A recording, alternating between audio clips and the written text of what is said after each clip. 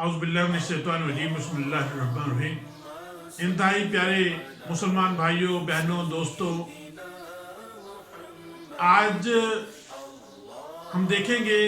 کہ نبی مہربان صلی اللہ علیہ وآلہ وسلم کی سنتوں پر عمل نہ کرنے کی وجہ سے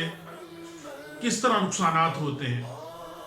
کیونکہ نبی مہربان صلی اللہ علیہ وسلم کی زندگی ہمارے لیے بہترین نمونہ ہے۔ ان کی سنتوں پر عمل کر کے ہم اپنی زندگی کو آسان بنا سکتے ہیں، خوشحال بنا سکتے ہیں، بہترین زندگی گزارنے کا ایک طریقہ ان کی زندگی سے ہمیں ملتا ہے۔ ایک ماں کی جس کے 2 بچے تھے اور ان بچوں کی پیدائش کے بعد اس کا شوہر انتقال کر جاتا ہے اور وہ پھر دوسری شادی نہیں کرتی، حالانکہ اس کی عمر بھی کیا ہوتی ہے، تو 30 سال کے قریب اس کی عمر ابھی ہوتی ہے، نوجوانی کی ایک عمر ہے،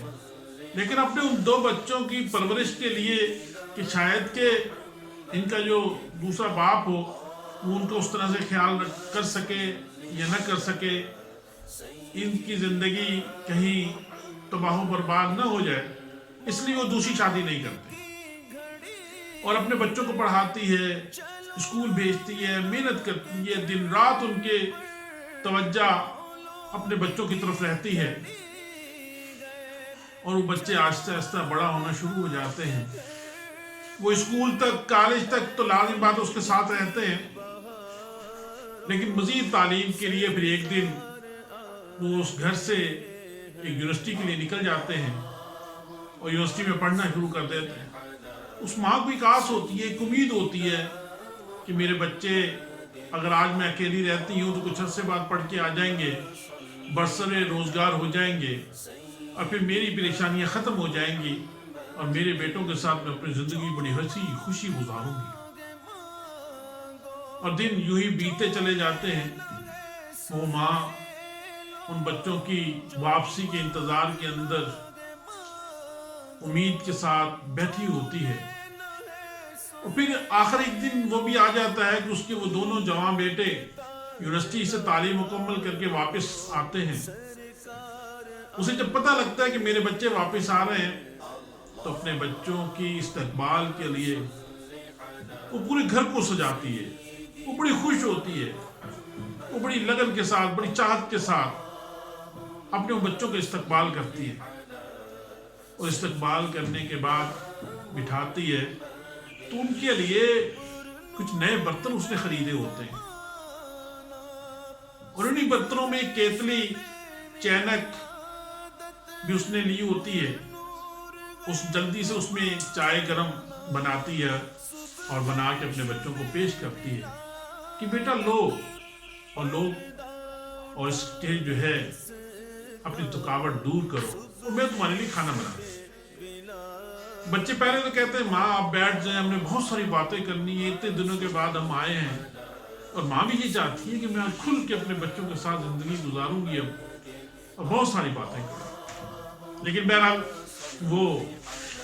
کچن میں کھانا بنانے چلی جاتی ہے اور کچھ ہی دیر میں کھانا بنا کے واپس جب لاتی ہے اور بچوں سے بڑی اس سے چاؤ سے کہتی ہے کہ بیٹا اٹھو، اور وہ پہلے تو یہ سمجھتی کہ شاید یہ دونوں جو ہے لیٹے ہوئے ہیں اور تھکاوٹ کی وجہ سے انہیں نیند آ گئی ہے،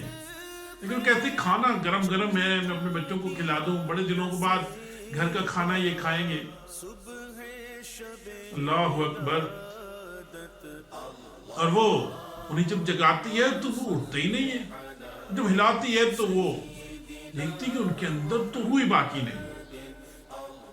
تڑپتی ہے، روتی ہے، محلے والے جمع ہو جاتے ہیں، پوچھتے ہیں اور پریشان ہوتے ہیں کیا ہو گیا، آج ہی تو بچے آئے تھے، اچانک کیا ہو گیا انہیں۔ اور پھر جب ڈاکٹرز آتے ہیں، ان کی کچھ رپورٹس آتی ہیں تو پتہ لگتا ہے کہ یہ زہر سے مرے ہیں اور بچھو کے زہر سے مرے۔ ماں پریشان ہوتی ہے کہ میں کون ہے جو انہیں زہر دے گیا، اور ماں پریشان ہو جاتی ہے اور کہتی ہے کہ کیسے ہو گیا، گھر پہ تو بس یہ تھی اور میں تھی، میں نے تو انہیں چائے بنا کے دی ہے۔ لیکن جب تفتیش کی گئی، جب پورے معاملے کو سمجھا گیا تو بات سمجھ میں آئی کہ وہ کیتلی جو نئی لی گئی تھی